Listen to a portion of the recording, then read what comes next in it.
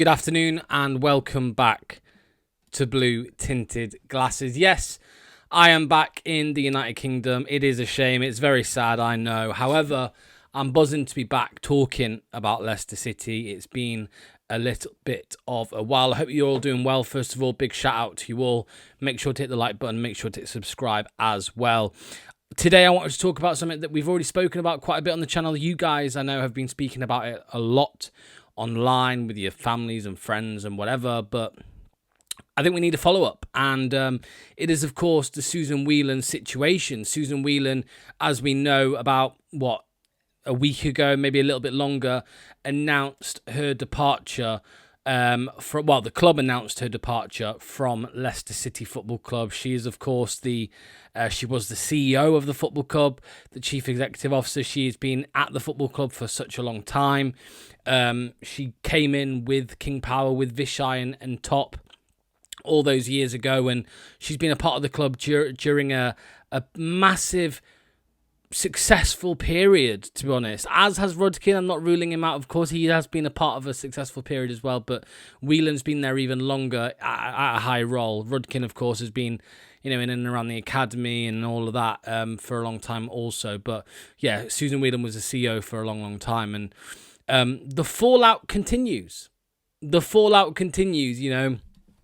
was obviously a big talking point when the news was announced, and what I will say is, I did warn people, and I think my tweet at the time was something along the lines of, the bad guys have won, this isn't a win, and I stand by that now, and I think you're starting to see it, and more people are starting to see it too.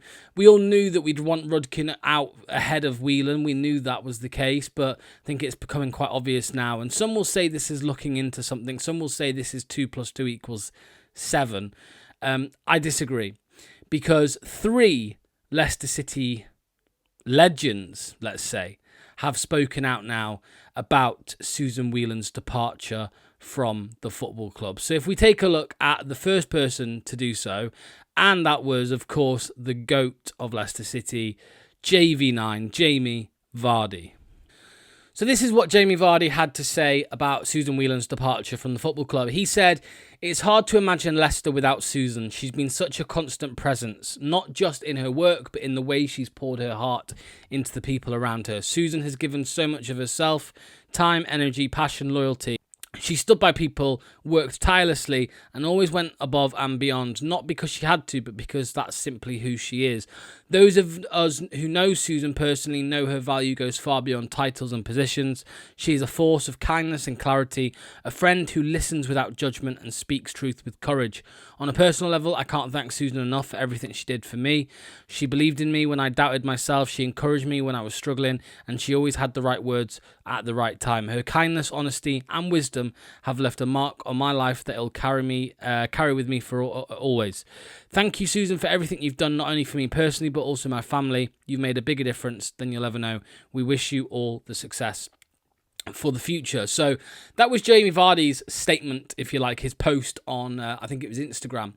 And, it was, I want to say off the bat, no one really expected him to do that publicly. And it had a few people thinking, oh, okay, is Vardy being a little bit cryptic there? Is he publicly doing this to maybe let the fans know that this isn't good for the football club? I mean, if you just read all of the things that I've just said there, certain parts of that, that time, energy, passion, loyalty. She's a force of kindness and clarity, a friend who listens without judgment and speaks the truth with courage. Is that somebody that you don't want at the football club? Is that someone that we should be losing from the football club? We know, and people will say that the club is in a bad state at the minute. It's been run awfully for the last few years, and these things are true. However, I'm led to believe by many people I speak to, not in the know or anything, just people who are experts, I suppose. I mean, I've seen John Percy say it. I've seen Rob Tanner say it. I've seen Radio Leicester, I think, say it on occasion, that the club on the commercial side isn't in an awful shape. We have not been struggling commercially. There's been a couple of really poor decisions, granted. BC Game, who were just dodgy, to be honest with you. The gambling sponsor, I don't disagree with, because I just think they pay the most. But the fact that it was a dodgy one that I mean, don't even exist now, I don't think, or they've got their license revoked. That shows it was a poor decision. The K-Bet, which we know from photographic evidence, K-Bet, this dodgy company, was going to be our shirt sponsor this season. The fan reaction online after it got leaked put an end to that very quickly, and now the club just don't have a sponsor for the time being. That, of course, would have played a part, I'm sure, and fans have a right to be angry and upset about that. But the problems with this football club are not on the commercial side. They are on the footballing side. They are on the footballing operations side. And now we know Top is kind of stepping up into that CEO position that Whelan held. You've got to fear now that it just means, yep, as we expected, John Rudkin has free reign of the footballing side, and that will continue to happen. And I was starting to get very optimistic about some of the decisions that were being made. I thought Martí Cifuentes was a very good appointment. I think a couple of the loan signings that we made were very good signings on the cheap. Some of the players we got rid of this summer were good. We got good money for players that probably aren't at that level, and we then went and gave Luke Thomas a 4-year contract about 3 weeks later. And that's fucking annoying, man. It's frustrating.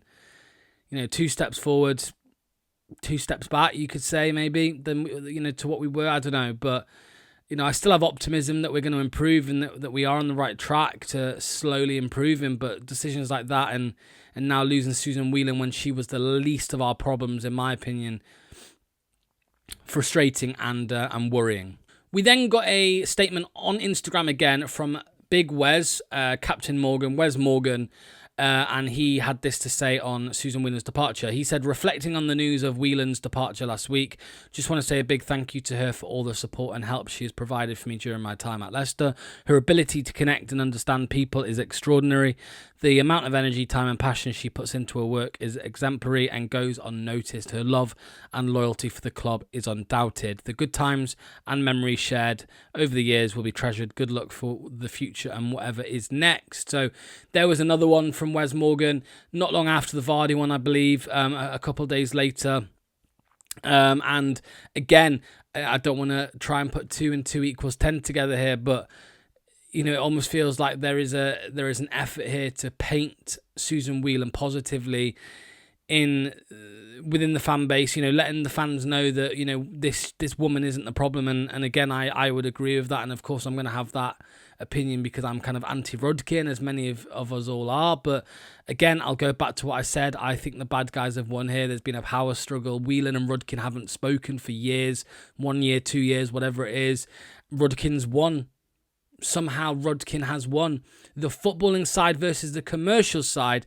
The footballing side is the one that is struggling, and the commercial side is the one that lost their job. I mean, it's frustrating.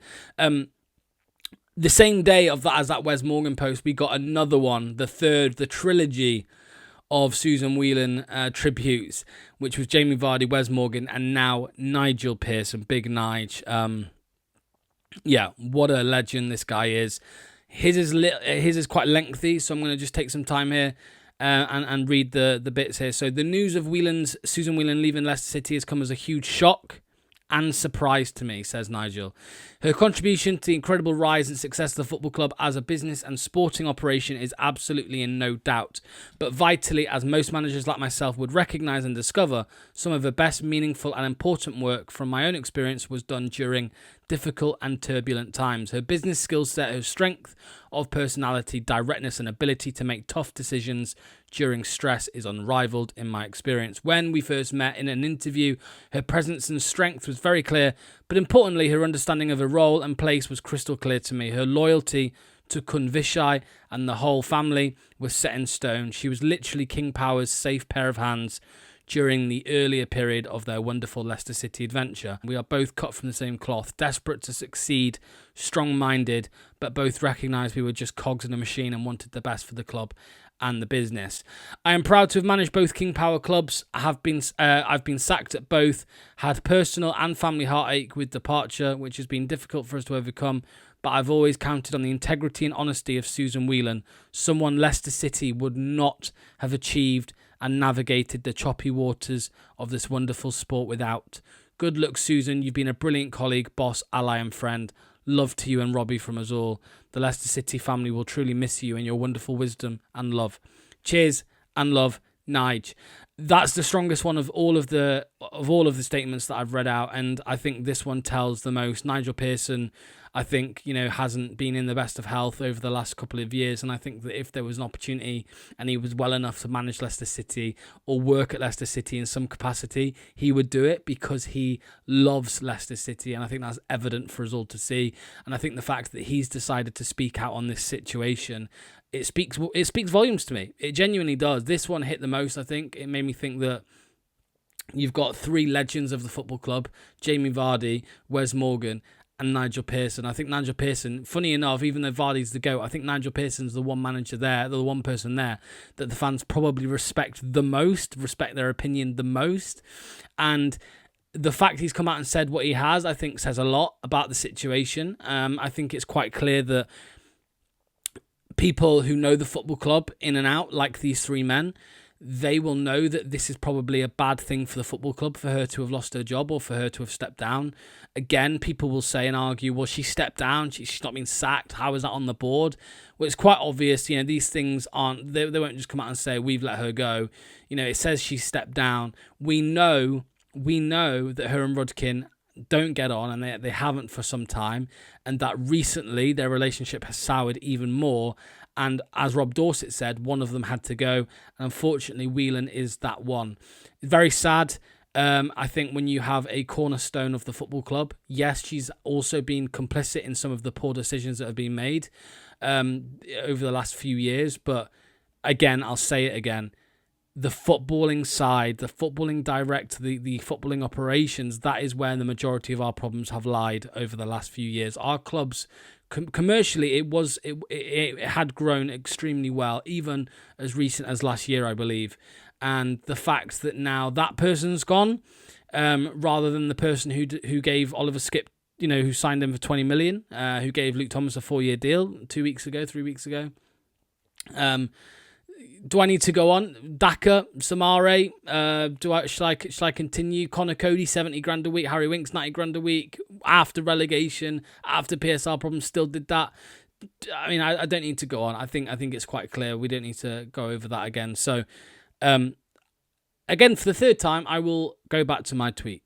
The bad guys have won, and that this is not a win for the football club. Some will see it as a win because they just want anybody and everybody to go. But in my opinion, this isn't a win. This is actually a loss, to be honest. It's a loss, not a win. And I fear for what comes next. I'm not saying anything catastrophic. I'm just saying Top is taking a more active role in the club. I don't think that's wise. I think he's shown that he's not very... I think he's shown he's not the man to take over, to have more control, because he's had to step back from King Power, for God's sake, because that's failing so bad. King Power Racing's failing. Leicester City, you could say, is failing. Let me know in the comments what you think is the situation. Has the statements from Wes Morgan, Jamie Vardy, and Nigel Pearson changed your tune at all on any of this? Let me know, because I'm keen. It hasn't changed mine. My feelings are still the same, what they were 2 weeks ago or a week ago. But I'm interested to hear the thoughts of you, of any of you guys in the comment section that maybe thought this was a win and that this was positive. I want to know if any of you think it is, if your opinions have changed to more of a negative opinion on the situation now. I know you all want Rudkin gone. I'm just saying I think a lot of you wanted Whelan gone, and I just want to get your thoughts and let me know below if they have changed. So, yeah, let me know below, and we'll see you next time. Cheers.